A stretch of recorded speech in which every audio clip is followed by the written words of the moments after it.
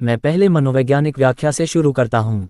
इस संबंध में हमें इस प्रश्न का उत्तर खोजना है कि औद्योगिक, धार्मिक या अन्य कारणों से वर्ग अथवा जातियों ने अपने आप को आत्मकेंद्रित या सजातीय विवाह की प्रथा में क्यों बांध लिया। मेरा कहना है कि ब्राह्मणों के करने के कारण ऐसा हुआ।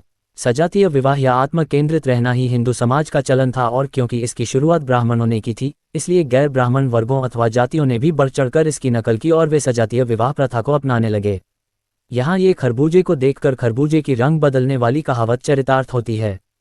इसने सभी उपविभाजनों को प्रभावित किया।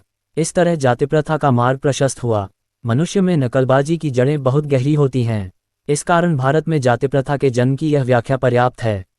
इसकी जड़ें इतनी गहरी हैं कि वाल्टर बागेहोट को कहना पड़ा, हमें यह नहीं सोचना चाहिए कि यह नकलबाजी स्वैच्छिक होती है या इसके पीछे कोई भावना काम कर रही होती है। इसके विपरीत, इसका जन्म मानव के अवचेतन मन में होता है और पूर्ण चेतना जागने पर उसके प्रभावों का आभास होता है। इस तरह इसके तत्काल उदय का प्रश्न नहीं है, बल्कि बाद में भी इसका एहसास नहीं होता है। दरअसल हमारी नकल करने की प्रवृत्ति का स्रोत विश्वास होता है, और ऐसे कारण हैं जो पूर्वकालीन रूप से हमें यह विश्वास कराते हैं तथा हमें विश्वास करने से विरक्त करते हैं। ये हमारी प्रकृति के अस्पष्ट भाग हैं। सरल मन से नकल करने की प्रवृत्ति पर कोई संदेह नहीं है। नकल करने की इस प्रवृत्ति के विषय को गैब्रिएल टाडे ने वैज्ञानिक अध्ययन का रूप दिया, जिन्होंने नकल करने की प्रवृत्ति को 3 नियमों में बांटा है। उसके 3 नियमों से एक है कि नीचे वाले ऊपर की नकल करते हैं। उन्हीं के शब्दों में, अवसर मिलने पर दरबारी सदा अपने नायकों, अपने राजा या अधिपति की नकल करते हैं, और आम जनता भी उसी प्रकार अपने सामंतों की नकल करती है।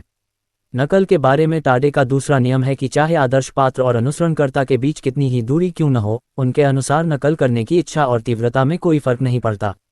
उन्हीं के शब्दों में, जिस व्यक्ति की नकल की जाती है वह होता है हमारे बीच सबसे श्रेष्ठ व्यक्ति या समाज।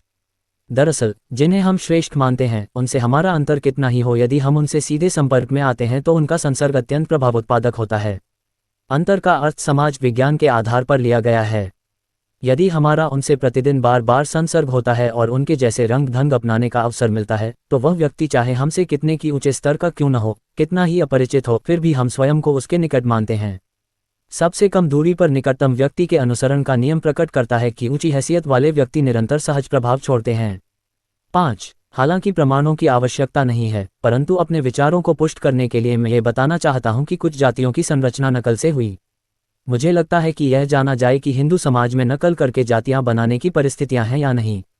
इस नियम के अनुसार नकल करने की गुंजाइश इस प्रकार है: 1. जिस स्रोत की नकल की गई है उसकी समुदाय में प्रतिष्ठा होनी चाहिए, और 2. समुदाय के सदस्यों में प्रतिदिन और अनेक बार संपर्क होने चाहिए।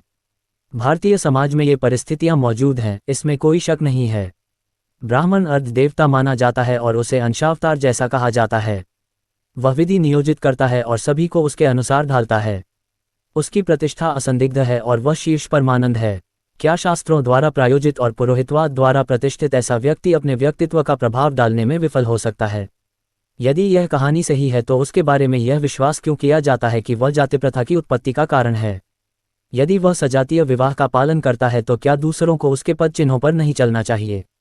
निरीह मानवता, चाहे वह कोई दार्शनिक हो या तुच्छ गृहस्थ, उसे इस गोरखधंधे में फंसना ही पड़ता है। यह अवश्यंभावी है। अनुसरण सरल है, आविष्कार कठिन।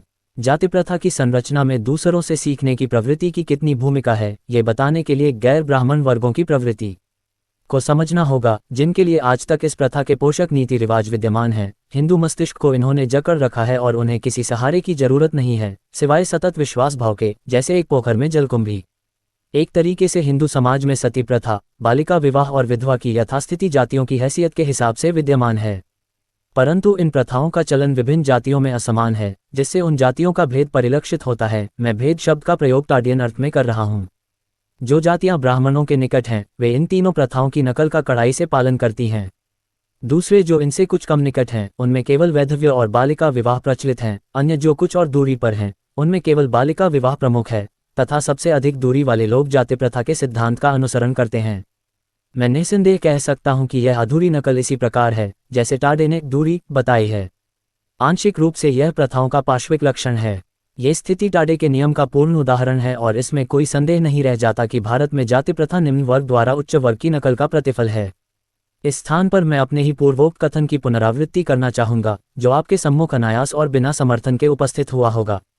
मैंने कहा था कि इन विचाराधीन 3 प्रथाओं के बल पर ब्राह्मण्य ने जाति प्रथा की नींव डाली।